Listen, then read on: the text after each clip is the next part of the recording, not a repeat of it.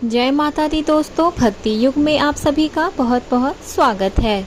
माता रानी आप पर, आपके पूरी परिवार पर अपनी कृपा बनाई रखें। दोस्तों, आज इस वीडियो में मैं आप सभी से मोक्षदा एकादशी की व्रत कथा सुनाने जा रही हूँ। मोक्षदा व्रत एकादशी कथा इस प्रकार है। महाराज युधिष्ठिर ने कहा, हे भगवान, आप तीनों लोकों के स्वामी, सबको सुख देने वाले और जगत के पिता हैं। मैं आपको नमस्कार करता हूँ। हे देव, आप सबके हितैषी हैं, अतः मेरे संशय को दूर कर मुझे बताइए कि मार्गशीर्ष एकादशी का क्या नाम है। उस दिन कौन से देवता का पूजन किया जाता है और उसकी क्या विधि है, कृपया मुझे बताएं। भक्त वत्सल भगवान श्री कृष्ण कहने लगे कि धर्मराज, तुमने बड़ा ही उत्तम प्रश्न किया है। इसके सुनने से तुम्हारा यश संसार में फैलेगा। मार्गशीर्ष शुक्ल एकादशी अनेक पापों को नष्ट करने वाली है। इसका नाम मोक्षदा एकादशी है।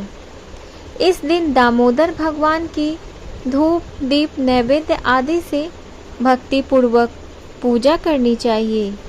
अब इस विषय में मैं एक पुराणों की कथा कहता हूँ। गोकुल नाम के नगर में वैखानस नामक राजा राज्य करता था। उसके राज्य में चारों वेदों के ज्ञाता ब्राह्मण रहते थे। वह राजा अपनी प्रजा का पुत्रवत पालन करता था। एक बार रात्रि में राजा ने एक स्वप्न में देखा कि उसके पिता नरक में हैं। उसे बड़ा आश्चर्य हुआ।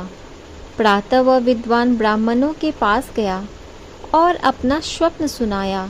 कहा, मैंने अपने पिता को नरक में कष्ट उठाते देखा है।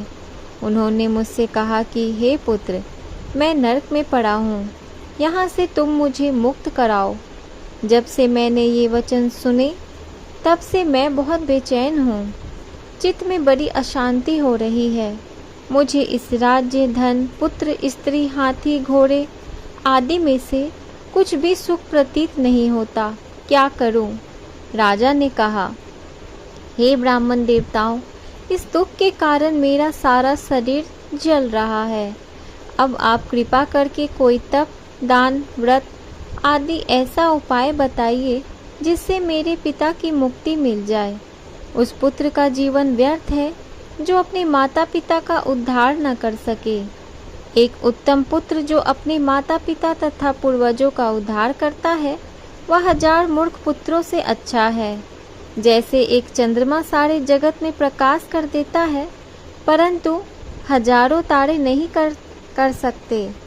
ब्राह्मणों ने कहा, हे राजन, यहाँ पास ही भूत, भविष्य, वर्तमान के ज्ञाता पर्वत ऋषि का आश्रम है। आपकी समस्या का हल वे जरूर करेंगे। ऐसा सुनकर राजा मुनि के आश्रम पर गया। उस आश्रम में अनेक शांतचित्त योगी और मुनि तपस्या कर रहे थे। उसी जगह पर्वत मुनि बैठे थे। राजा ने मुनि को साष्टांग दंडवत किया। मुनि ने राजा से सांगोपांग कुशल पूछी। राजा ने कहा कि महाराज, आपकी कृपा से मेरे राज्य में सब कुशल है, लेकिन अकस्मात मेरे चित्त में अत्यंत शांति होने लगी है। ऐसा सुनकर पर्वत मुनि ने आंखें बंद की और भूत विचारने लगे। फिर बोले, हे राजन, मैंने योग के बल से तुम्हारे पिता के कुकर्मों को जान लिया है। उन्होंने पूर्व जन्म में कामातुर होकर एक पत्नी को रति दी, किंतु सौत के कहने पर दूसरी पत्नी को ऋतुदान मांगने पर भी नहीं दिया। उसी पाप कर्म के कारण तुम्हारे पिता को नरक में जाना पड़ा। तब राजा ने कहा, इसका कोई उपाय बताइए। मुनि बोले, हे राजन, आप मार्गशीर्ष एकादशी का उपवास करें और उस उपवास के पुण्य को अपने पिता को संकल्प कर दें।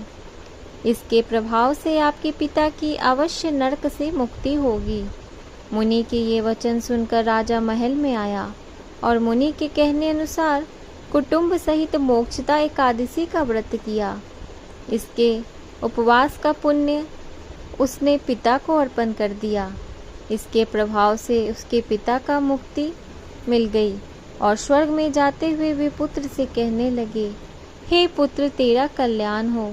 यह कहकर स्वर्ग चले गए। मार्गशीर्ष मास की शुक्ल पक्ष की मोक्षदा एकादशी का व्रत जो करता है उनके समस्त पाप नष्ट हो जाते हैं। इस व्रत से बढ़कर मोक्ष देने वाला और कोई व्रत नहीं है। इस कथा को पढ़ने या सुनने से वायपेय यज्ञ का फल मिलता है। यह व्रत मोक्ष देने वाला तथा चिंतामणि के समान सब कामनाएं पूर्ण करने वाला है।